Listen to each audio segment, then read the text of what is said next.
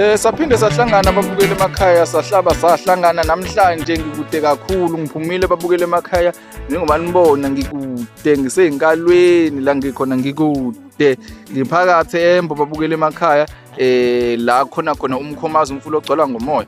Niyabona ke namhlanje babukeli emakhaya ukuthi ngiphethe omunye futhi omunye ushuni kaGobela. Niyabona babukeli emakhaya ukuthi njengoba ngifikile nje la eMbo namhlanje ngizosebenza ngizonivezela omunye futhi uchwepheshe ngoba mina ngisebenza ngochwepheshe niyalazi udaba.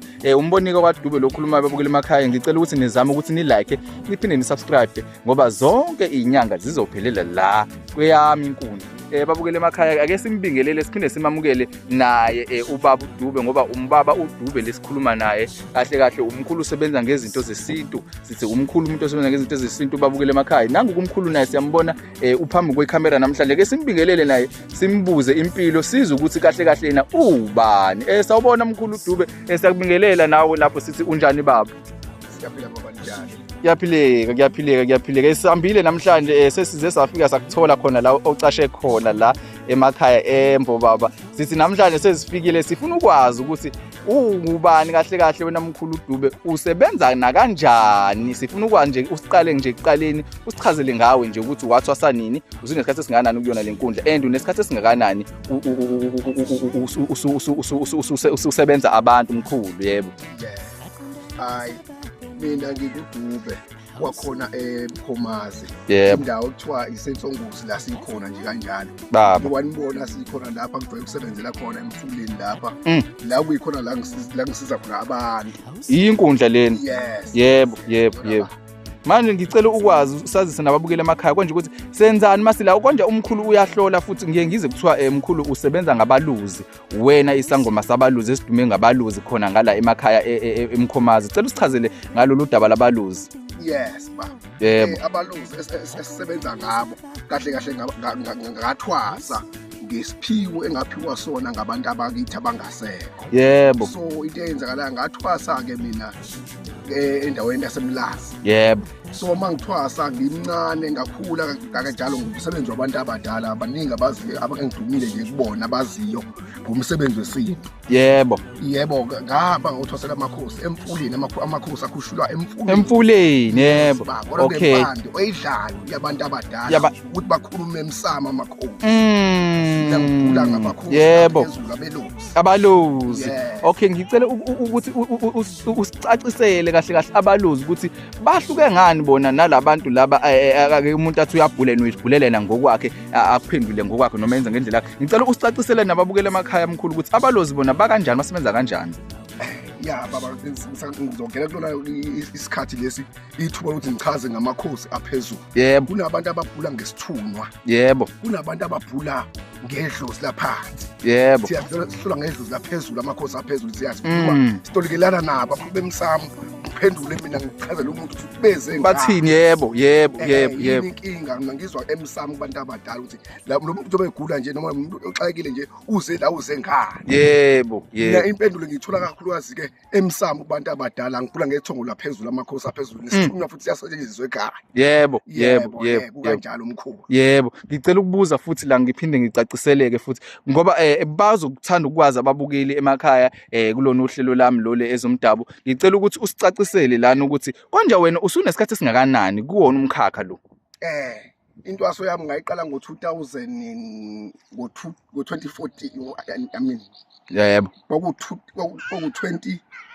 2024.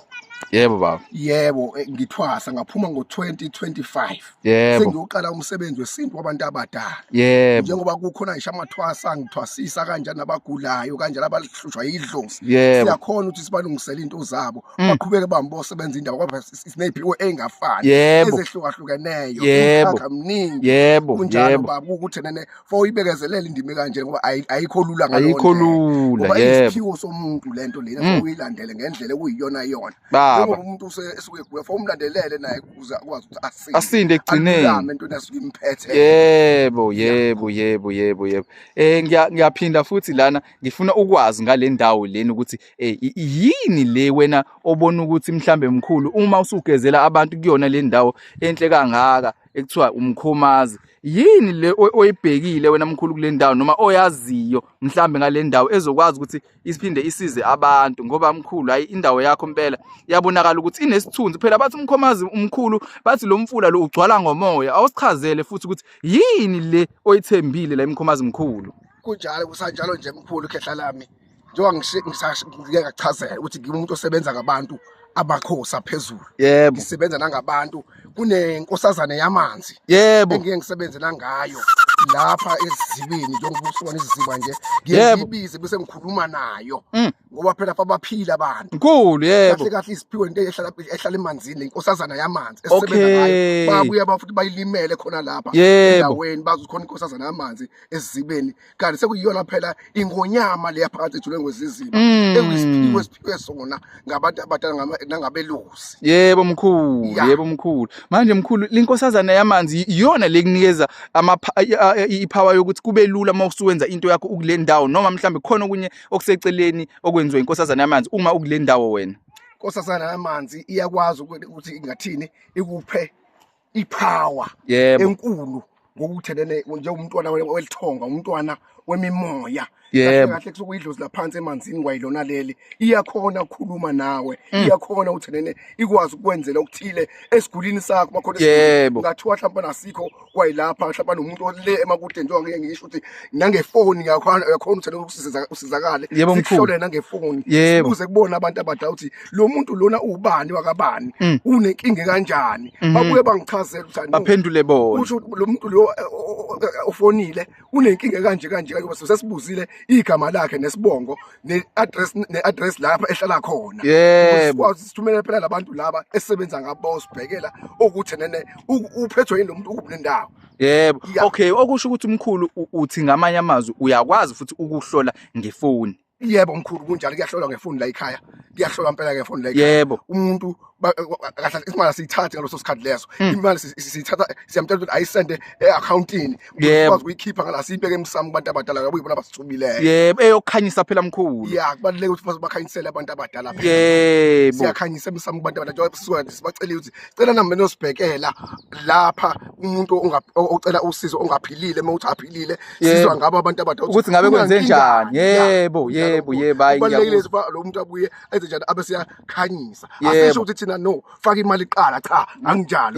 Thina sithi asisebenze umsebenzi iqala ubese ufaka imali ke wena mase uyakhanyisa. Yebo, yebo. Ngiyayithanda ke mkhulu le eyokuhlola ngocingo ngefoni, ngoba ngisazoke ngiyenze nami into efana njenge live lana mkhulu, sibahlolele abantu. Ake sibathembise nje mkhulu ukuthi mase sesifikile isikhathi ekuyisona esihlelekile kahle hle ukuthi siyovela mhlambe kwi live nawe mkhulu ngelilanga uphinde ubahlolele futhi. Danke mkhulu, ngicabanga ukuthi ku-right impela lokho mkhulu. Yebo. Phela asenze izinto lapha hlabana engekho emthethweni. Adlali ngabantu. Yebo. Asenze into ekuthiwa sekudume nezinto emhlabeni ekuthiwa khona ikema. Yebo. Echathi nasinjalo siyasenza into yesinto, into eqondile ekuyiyona esayinikezwa ngabo baba mkhulu bethu nedlozi ney'ndlozi zethu. Yebo mkhulu. Danke mkhulu. Manje mkhulu ake ngibuze-ke manje nake sengiyivala ngoba isikhathi sami asisekho kahle hle mkhulu. Manje ngicela ukwazi lana mkhulu ukuthi konje-ke awungibalele okunye osebenza ngako mkhulu, mhlambe makuthi khona umuntu okunye-ke manje kusecela ingalo kokuhlola mkhulu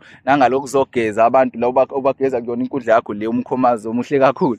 Ngicela ungichazele mkhulu okunye-ke manje kuseceleni mhlambe okwazi ukuthi usize ngako omunye umuntu onenkinga ogula ukuthi hayi ngiyakusiza entweni ekanje nantweni ekanje nanto ekanje nomkhulu. Hayi mkhulu, siyakwazi ubasiza abantu ngoba njengoba ngiyachaza seqale ukuthi siyabageza abantu emfuleni, siyakwazi nokufulela abantu makhona lapha kuvaleke khona. Akuningi ingane zedlozi lana ehluphekile exayekile ngoba phela lo muntu usuke ethwele kakhulu emoya yakhe. Siyakwazi ukuthi umuntu simenzele lento ekuthiwa intwaso, kunokhambo oludlayo lemoya yabantu abadala lokuthi ukwazi ukuthi uqhubeze ngoba sisonke saphuma kunabantu abaphuma bembetheyo. Kulo muntu uthola inhlanhla zakhe ivalekile kanti mhlawumbe ivala omndiki amandiki namandawo.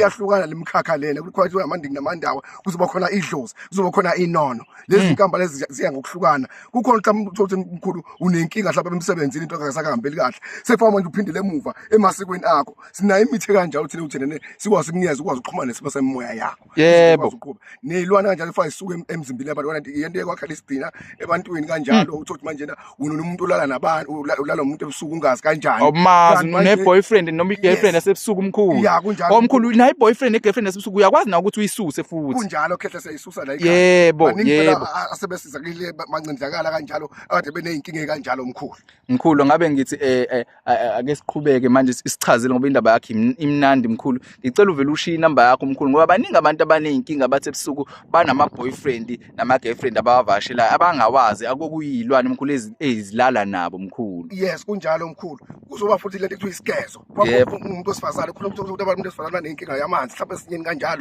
uthothi manje lento le akwazi angasizakala kanjani sikhona isigezo esiphuthumayo esisheshayo futhi mkhulu esikwazi ukuthi simnikeze umuntu osifazane asiphuze abe sihamba kulo muntu wakhe uzosizwa umuntu oright engcunywana yebo mkhulu ikwazi ukoma yonke lento le eyamanzi esuyiphuma umuntu wesifazane yebo mkhulu uvela ushiya inamba yakho mkhulu bazokutatazela behlele kuyona phezukwayo okay inamba yami ithi 083 yebo 444 yebo 3635 number 1 mkhulu ake siphume sivalile sababukeli ngoba manje na isikhathi sesiyasidla ngempela sesishayile mkhulu ngiyacela ukuthi sivalile sababukeli emakhaya sibathembise futhi ukuthi uzohlezi ukhona mkhulu uhlezi ushutha mkhulu ngoba manje negcineni ababukeli emakhaya bayayithanda izinto enjengana lezi and futhi bayasizakala ngazi ngoba bathola nolwazi baphinde bagijime mkhulu baye kumuntu okuyena ofaneleke ukuthi abasize mkhulu amen baba hayi siyabonga kakhulu bafuthi nani nonke lapho la nikhona kanye abalalele lokhuza le show yethu esikhuluma ngayo namhlanje na ngoba cause izobasiza abantu abaningi kakhulu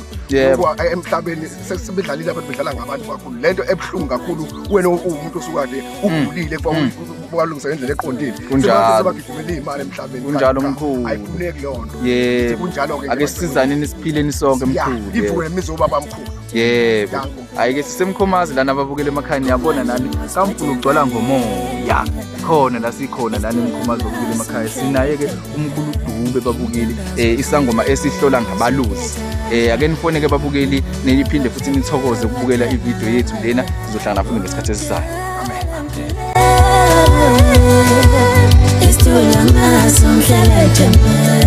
imthandazo zokela izikhetha kanjani impendula nje abathandaza kanjani